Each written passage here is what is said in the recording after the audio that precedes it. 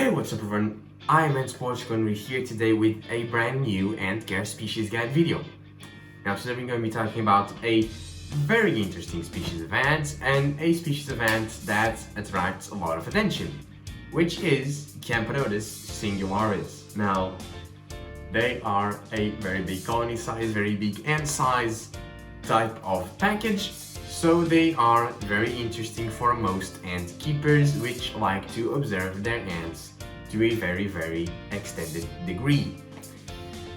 Now, they're big, therefore they can be watched in the naked eye, they have a lot of numbers, therefore they're very active and consume a lot of food, therefore they're fun to watch. Let's delve a little bit more on how you can keep them. So, first of all, what I'll say is that Camponotus singularis is not for beginners. They are easy to be kept, but they have a lot of numbers. They can chew through a lot of stuff, and they can cause massive havoc if they're out of their setup. They should not be kept by a beginner, but someone with a little bit of experience will have a lot of success at keeping them. Now, they have a lot of traits that come with being a Camponotus species of ant, and they also have a lot of traits that come with being just absolutely massive. Now, they are not the biggest Camponotus in the world.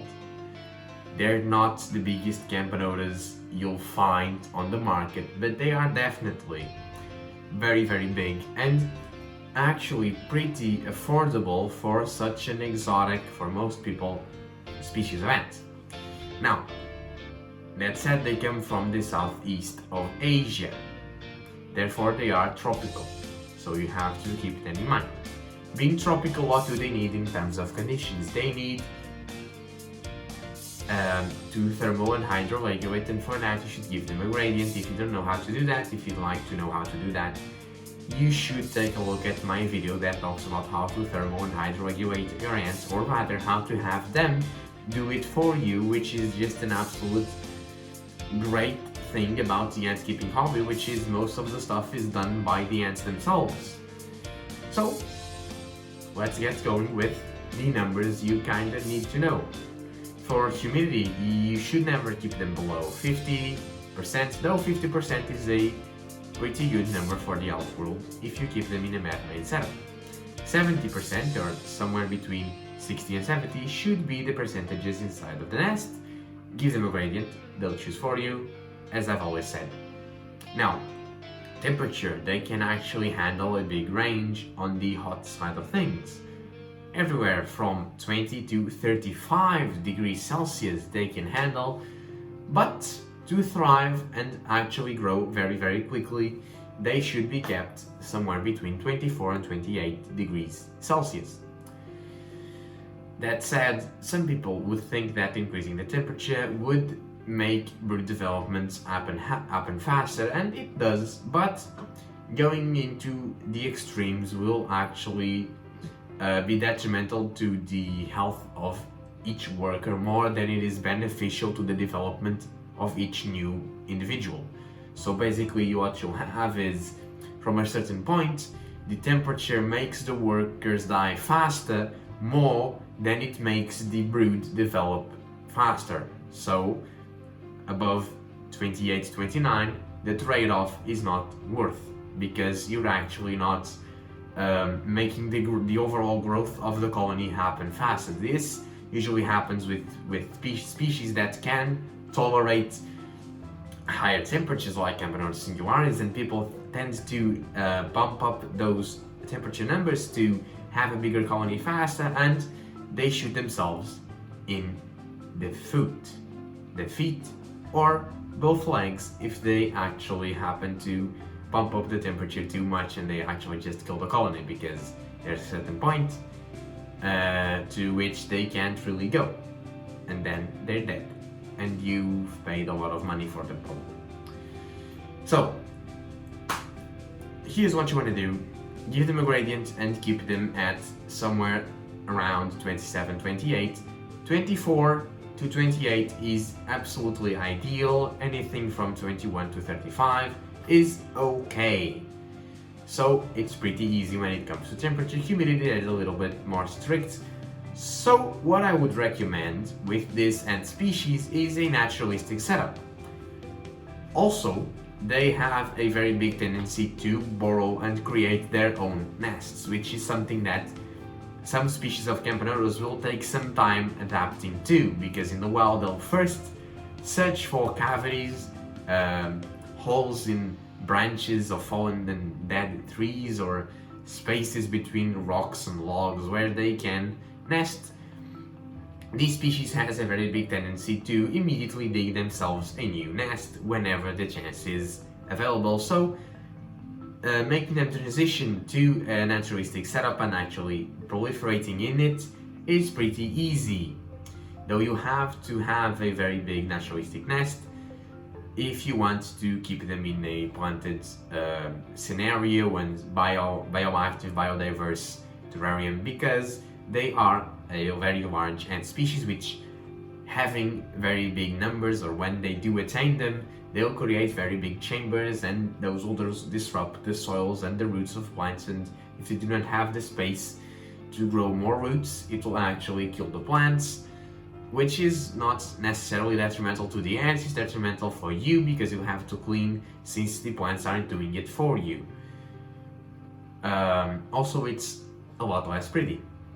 But you can also totally fine to keep them in a man-made setup. Acrylic, white tone is not a very good idea because the very big majors can chew through it pretty easily, so acrylic should be the way to go. If you can create out of concrete, you can, but I wouldn't.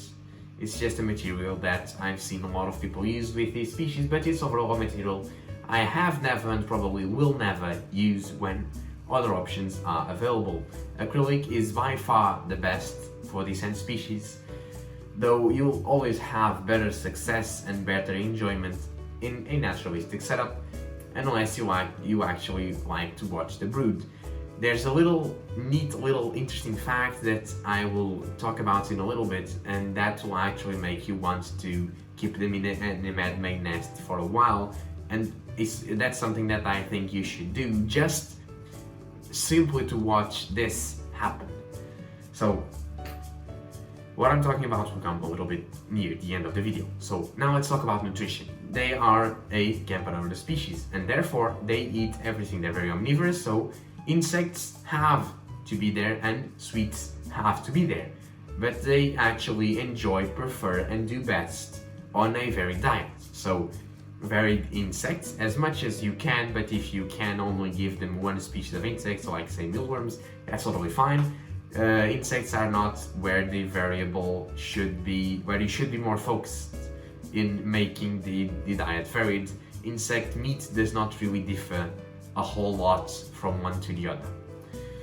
You should give them a variety of sweets and some fruits. You can give them whatever you feel like it and see if they eat, because if they will eat at any point, they will eat it immediately. They are very ravenous, but keep in mind that they are very nocturnal species, so if they're not picking it, or if there's not a lot of them in the outworld, it's normal. It's probably because it's daytime in your ant farm, or actually daytime if they actually catch some sunlight.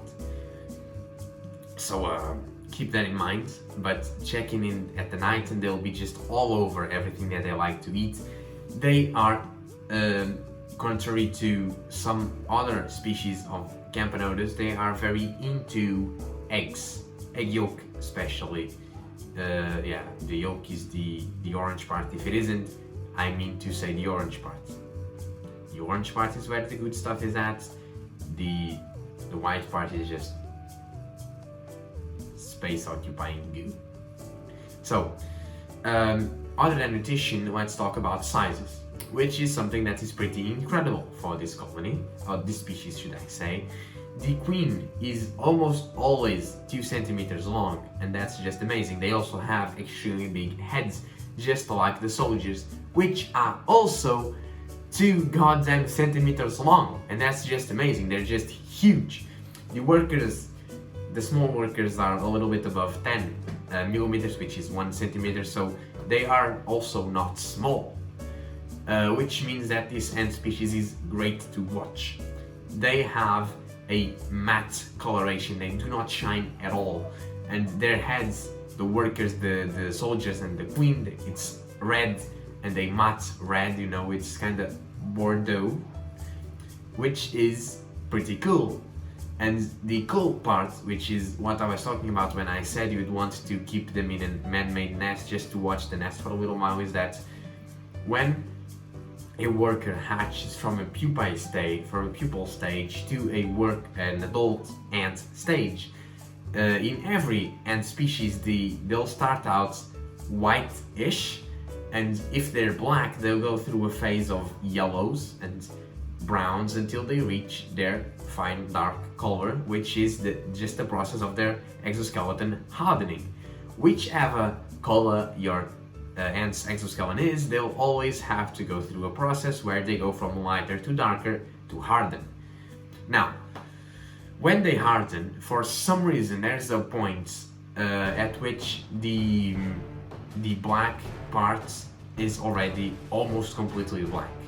But the other part, since it's starting to get pigmentation, it's yellow. So what you'll have in the nest is red-headed, black-bodied ants mixed with yellow-headed, black-bodied ants, and that just creates a whole new diversity of color, which is, for most ant keepers, pretty amazing to watch. So that's also a neat little fact that you should keep in mind and try to observe, at least for a while, before you put them in a naturalistic setup. Of course, if they build nests against the walls of the glass, you know, you can see them, but it's not the same. Also, colony numbers, they get to a few thousands. So you have to keep that in mind, that they are very big and get to very big sizes. I'd say they do not really get above the 2000s most of the time. They are monogenous, so they take their time to get there, though they are very fast growing for a huge Camponotus species of ant. So, you know, it's fun for ant keepers of all ages, as long as they are a little bit, you know, battle tested in the field, since these ants are so big and ravenous and can cause so much havoc, but they probably won't. So, that's it, that's all. See you in the next one. Bye bye. Ay, ay, ay, ay.